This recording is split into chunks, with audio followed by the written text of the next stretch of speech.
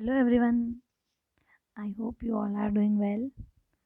आज हम इस वीडियो में मार्क रिकैप्चर टेक्निक के बारे में डिस्कस करेंगे, जो कि इकोलॉजी का पार्ट है।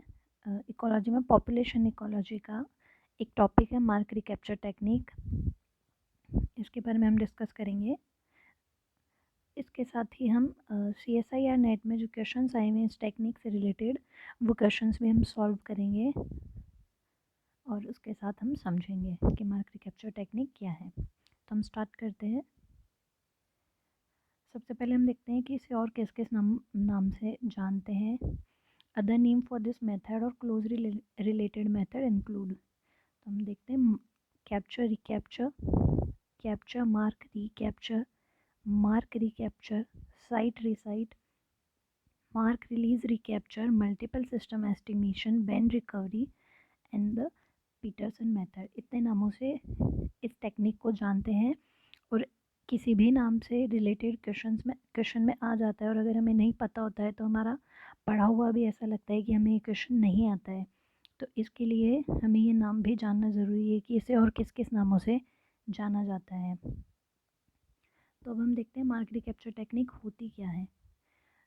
मार्क रिकैप्चर टेक्निक में के थ्रू क्या किया जाता है, एस्टीमेट पॉपुलेशन की जो साइज़ होती है उसका एक एस्टीमेट निकाला जाता है। अब एक एक इंडिविजुअल को गिनना तो इम्पॉसिबल हो जाता है कि हम पॉपुलेशन का साइज़ देखना चाहें और उसमें से एक एक इंडिविजुअल को काउंट कर करके देखें कि इसका साइज़ क्या होगा, तो वो तो इम्पॉसिबल हो जाता है। इसके लिए इस टेक्निक के थ्रू हम ये एस्टिमेट कर सकते हैं कि किस पॉपुलेशन का साइज़ क्या है। तो हम देखते हैं, mark and recapture is a method commonly used in ecology to estimate an animal population size where it is impractical to count every individual। यानी क्या है, इकोलॉजी में यूज़ किया जाने वाला एक कॉमन मेथड है मार्क एंड रिकैप्चर। इससे एस्टिमेट किया जाता है एनिमल पॉपुलेशन साइज का। अ portion of the population is captured, marked and released. Later, another portion will be captured and the number of marked individuals within the sample is counted.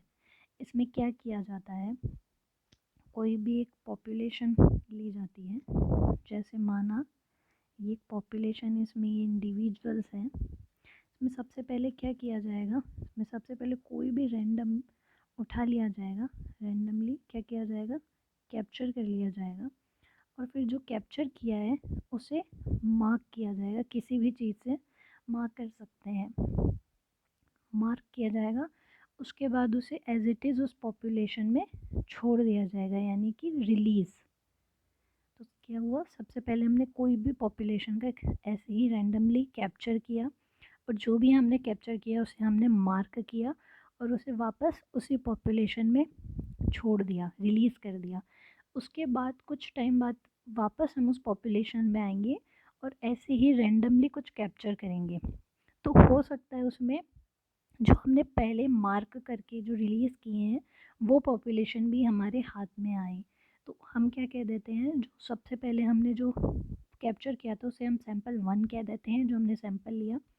उसके बाद हम जब वापस रिकैप्चर करने आएंगे तो उसे हम सैंपल 2 कह देंगे, और उस सैंपल 2 में कुछ मार्क्ड भी हमें मिलेगी पॉपुलेशन जो हमने मार्क करके रिलीज़ करी थी, तो उसे हम कह देंगे सैंपल 2 का मार्क्ड पॉपुलेशन। तो अब हम इसका एक बार फॉर्मूला देखते हैं।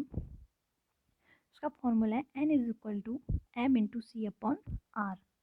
तो n क्या है, जो हमें एस्टिमेट करना है पॉपुलेशन का नंबर, ठीक है। m हो जाता है number of individual captured and marked, यानी कि इसे हम सैंपल 1 भी कह सकते हैं, जो हम सबसे पहले हमने जो कैप्चर किया है सैंपल 1। उसके बाद सी क्या है, total number capture the second time with and without a mark, यानी कि इसे हम सैंपल 2 भी कह सकते हैं। सैंपल 2 कह सकते हैं कि हमने जो सेकेंड टाइम में लिया था उसे हम सैंपल 2 कह देंगे, जिसमें मार्क्ड इंडिविजुअल्स भी होंगे और अनमार्क्ड इंडिविजुअल्स भी होंगे, यानी कि टोटल पॉपुलेशन जो हमने सेकेंड टाइम में रिकैप्चर करी थी। R is equal to number of individual recaptured those with a mark, यानी कि जो हमने सैंपल 2 लिया था उसमें से हमें कुछ मार्क्ड भी मिलेंगे जो हमने सैंपल 1 में लेके मार्क करके रिलीज़ किए थे, कुछ सैंपल 2 में भी हमें मार्क मिलेंगे, तो हम यहाँ पर उसे रखेंगे।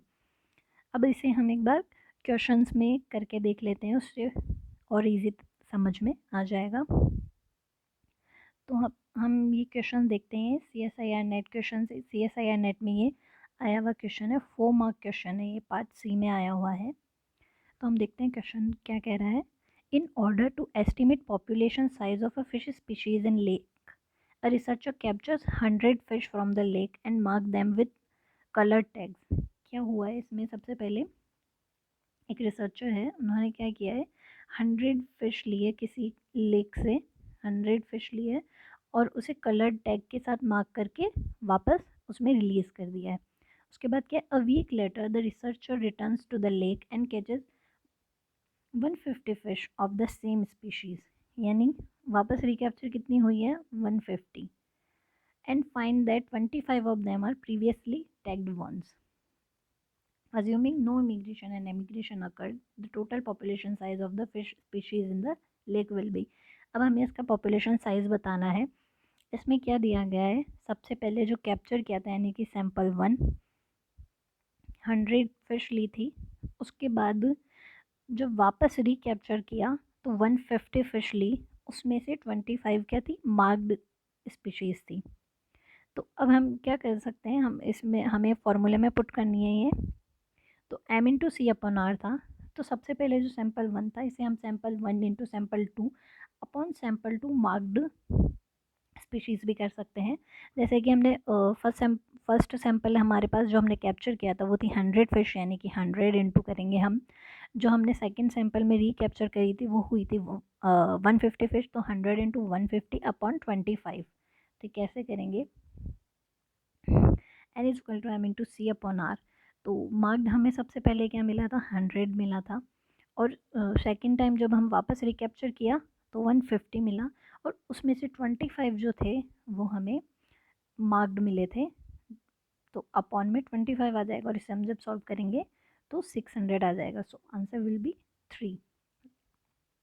ओके, एक और क्वेश्चन देखते हैं हम। In an experiment to determine the number of rats in a field, 80 rats were initially captured, marked and released. After 1 month, 100 rats were captured in the same field, of which 20 were previously marked ones. Based on the above observation, estimated population size of the rats in the field will be। इसमें क्या किया था, same वैसे ही question है। इसमें सबसे पहले जो कैप्चर किया वो थे 80 रैट्स, यानी सैंपल 1 का क्या हो जाएगा 80। उसके बाद आफ्टर 1 मंथ 100 रेट्स वर कैप्चर्ड, यानी कि जब सेकंड तो सेकंड सैंपल का क्या हो जाएगा अमाउंट 100, और जो सैंपल 2 था उसमें से हमें जो मार्क मिले वो मिले थे 20। तो सिंपल क्या हो जाएगा, सबसे पहले हमने कैप्चर किए हैं 80, उसके बाद रिकैप्चर में आए हैं 100, तो 80 इंटू 100, और जो 100 आए हैं उनमें से कैप्चर्ड कितने मिले हैं हमें 20, यानी कि 80 into 100 upon 20। So answer will be 400, यानी कि 3। ओके, एक और क्वेश्चन देख लेते हैं।